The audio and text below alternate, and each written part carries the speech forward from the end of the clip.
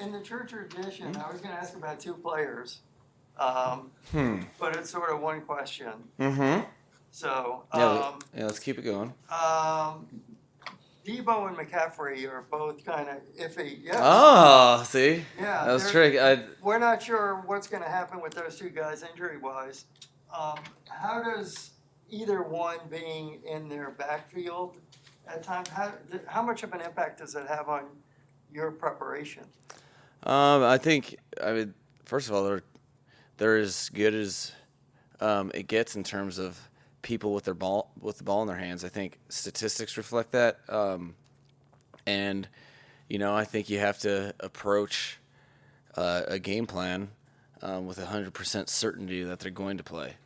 So they affect the way you play football because you should be mindful and be deliberate in your approach on how you defend really elite players. I don't know Christian at all personally. I've just watched him play and marveled at a lot of stuff that he could do. I do know Debo and know him well enough that I'm assuming that him and Kyle are in cahoots and trying to hustle me. And I'm again, we've gone over when my birthday is, so I think both those guys are elite players because amongst talent, they also have a drive to play, and I would be very surprised if both weren't out there on Sunday. I take my crack at a Barry Jackson. Okay, let's do it. Hi, Mike. What do you think? Good. I didn't even go that far. We haven't seen either Teron Armstead or Austin Jackson practice either of the last 2 days. Are you ready to rule out one or both for Sunday? And in a not even closely related second part of the question, what do you think of the 13 snaps you got out of Justin Zimmer on last Sunday? Okay, so not gonna rule out Armstead. I think we can rule out Austin for the game, and then as far as old new Dolphins I thought it was awesome. I think it is one of the more challenging things that are underrated. Players aren't robots; they are human beings. So what that means is they have families, they have a residence, they have relationships. They have they have relationships with teammates. So I think one of the things that is very exceptional is when you see a guy like him, or a guy like Bradley Chubb just went through it, and Jeff Wilson. But to be able to perform on a new team in a new scheme with very little prep time is very, very admirable, because there's a lot of human elements that I don't think people necessarily account for that are obstacles as well as the opponent. You're trying to perform. The game tape survives time, so you want to put your best foot forward, and you want to do right by your new teammates who you're just making an impression on. So I commend his effort, and I think really the three latest contributors that just joined our team all have exhibited exceptional and unique attributes to be able to be a big part of the team and perform with their teammates counting on them. So it was a good first impression for him, for sure. And with Teron, do you plan on sending him out to practice today? I plan on having plans. And I plan on being prepared for everything. He has a diligent process that I'm not quite sure if he's going to be out. He'll be out there. I'm not sure if he's going to be out there while you guys are.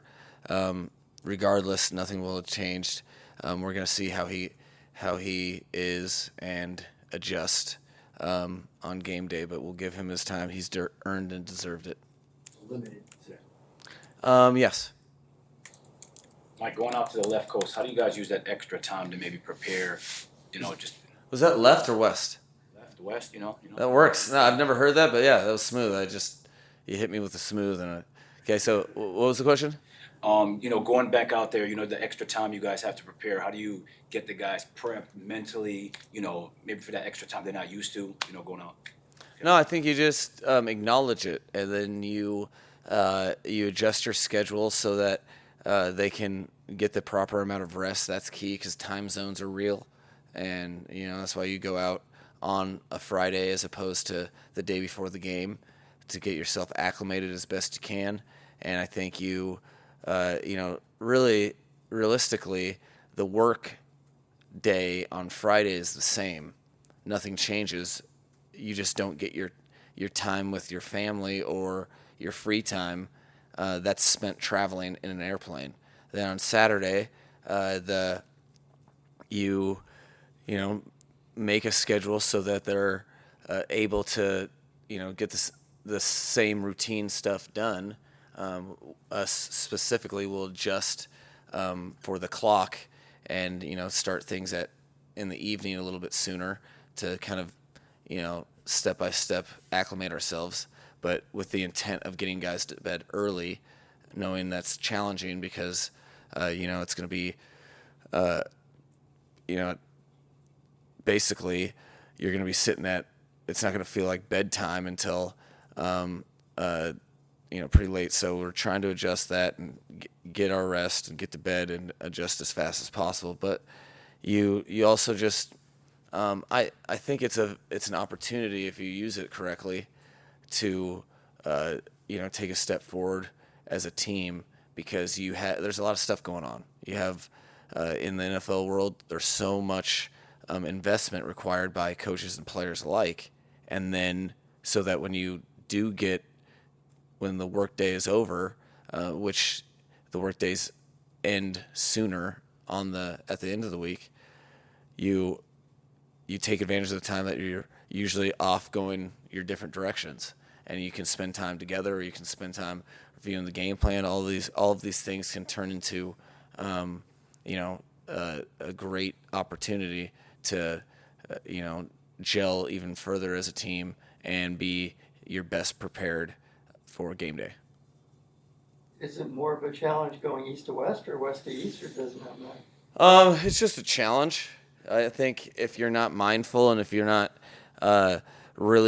if you just pay it no mind, it can really have an effect on the body, and the body is is a huge part of a player's game. How they perform. So I can't recall the east to west as much, seeing how it was a while ago for me.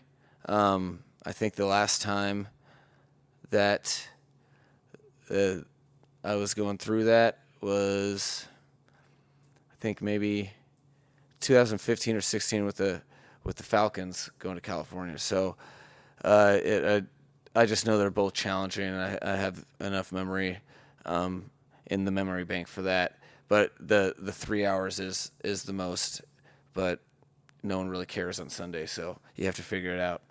What have you liked from Brandon Shell and Greg Little in terms that they've had to fill in, and also the right and left aspect for each? How comfortable are you with either one and the flexibility? Yeah, well, this I know what you're doing. And this week we're gonna play 9 guards.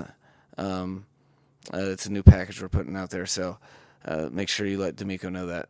But in terms of how they play, I've been very happy with them. It is a tough task to play tackle in this league, and I think it's a credit to them how they've played, and I'm sure the average fan hasn't really noticed or known how much they've played because on the television copy or in the game you're following the ball a little bit, and generally you see a lot of offensive negative highlights from linemen and not positive because you assume their job is to block and they're supposed to get it done. So the fact that after games that they've played majority of the season, which they've got a ton of time, both of them, the fact that we're not singling them out as a reason for this, that, or the other.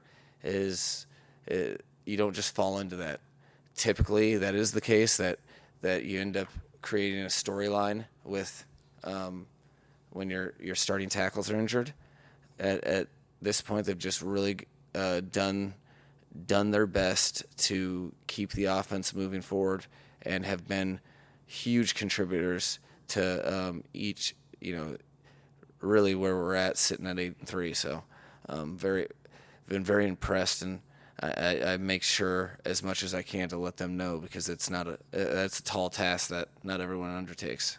So 9 guards. Yeah. Which ones are lining up out wide? Are you making an eligible? Well, I mean, I can't give you that. Yeah, I I mean, then they're gonna know our plan. So I'm gonna keep that tight to vest, just because that is in the best interest of the Miami Dolphins. Do you expect Teddy to be available on Sunday? He's working through it. We'll see. He's been getting he's still on top of the game plan as much as he always is, if not more. But he's balancing his time, spending more time than he ever has in the training room, trying to get right. But we'll see how it responds, and I'm ready for either. The team is ready for either, so we'll see. But I couldn't really say either way. With Liam Eichenberg, after this game, he'd be eligible to return, right? So where is he close to being able to make that return? Yeah, I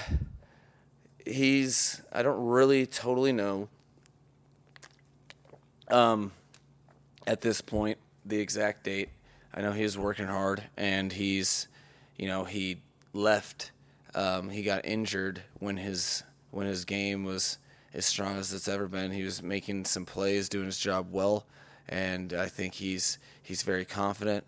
And because of that, I think we'll see. I think we'll see him sooner than later. As far as if that's next week or the following, I don't know. Is Byron Jones going to travel to the West Coast? No, that wasn't the plan. He's focused on getting right and seeing if he can be the Miami Dolphins folk hero. Just when you guys don't expect it, that's when you'll see him. You know what? Yeah, he actually told me he's only going to come back when you guys stop asking me. So it's kind of on you guys. Don't ask on Monday. I mean, it depends on what you want. You got any plans for your downtime in Cali? The little bit of downtime you may have. No, I talk. I'm surprised you guys haven't yelled at me yet, but I say the words deliberate and being present a ton, because that's the idea of emphasizing something, and I try to live I try to practice what I preach. So I really haven't even thought past practice. I have thought to what time I have to get myself to the airport to fly out, but haven't really even thought about that. I know that tonight I'm going to be able to get some sleep, and tomorrow we're going to walk through as a team, and then I have a team meeting that night. Outside of that, I really haven't put it together.